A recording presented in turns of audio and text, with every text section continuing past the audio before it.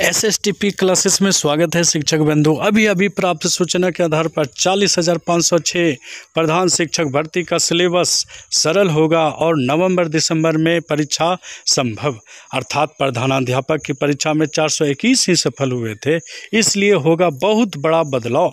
अब डिटेल से देखते हैं। राज्य के उच्च माध्यमिक स्कूलों में 6,421 प्रधानाध्यापक बहाली के लिए ली गई परीक्षा में मात्र 421 ही अभ्यर्थी सफल हो सके थे। इसलिए अब प्रारंभिक स्कूलों में 40,506 प्रधान शिक्षक की बहाली परीक्षा के लिए सिलेबस को सरल करने की तैयारी है। सिलेबस बदलने और अभ्यर्थियों को तैयारी के लिए अधिक समय देने के कारण परीक्षा आयोजन में देर होगी। संभावना है कि नवंबर अंत या फिर दिसंबर अंत तक परीक्षा ली जाए।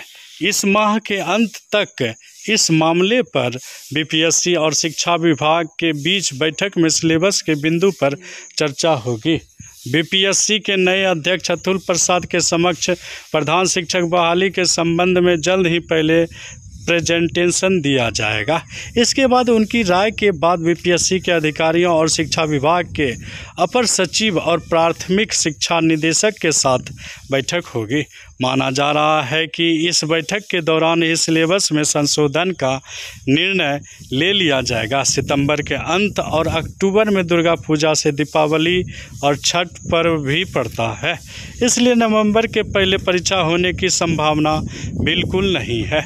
प्रधानाध्यापक प्रतियोगिता परीक्षा में काफ़ी कम रिजल्ट पर शिक्षक संघों की प्रतिक्रिया थी कि सिलेबस कठिन कर दिया गया था। साथ ही यह भी कहा गया था कि परीक्षा की तैयारी के लिए मात्र 1 से 1.5 माह ही समय दिया गया। प्रधान शिक्षक का सिलेबस भी सरल करने के साथ तैयारी के लिए अधिक समय दिया जाएगा। अब कैसे पूछा जाएगा? वस्तुनिष्ठ पूछे जाएंगे। अब देखिए उसका डिटेल। लिखित परीक्षा 150 अंकों की होगी। सभी वस्तुनिष्ठ प्रश्न होंगे। प्रधान शिक्षक के लिए लिखित परीक्षा 150 अंकों की होगी, सभी वस्तुनिष्ठ होंगे।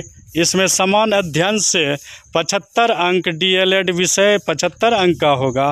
प्रत्येक प्रश्न 1 अंक का होगा और प्रत्येक गलत उत्तर के लिए 0.25 अंक निगेटिव मार्किंग होगा। परीक्षा अवधि 2 घंटे की होगी। साक्षात्कार नहीं होगा। लिखित परीक्षा में सामान्य वर्ग के उम्मीदवार को 40%, पिछड़ा वर्ग के उम्मीदवारों को 36.5%, अत्यंत पिछड़ा वर्ग के उम्मीदवारों को 34% और SC/ST महिला व निःशक्त उम्मीदवारों को 32% न्यूनतम अंक प्राप्त करना अनिवार्य होगा। इस प्रकार ये कैसा लगा वीडियो कमेंट में हमें ज़रूर बतावें। शिक्षक बंधु बहुत बहुत धन्यवाद।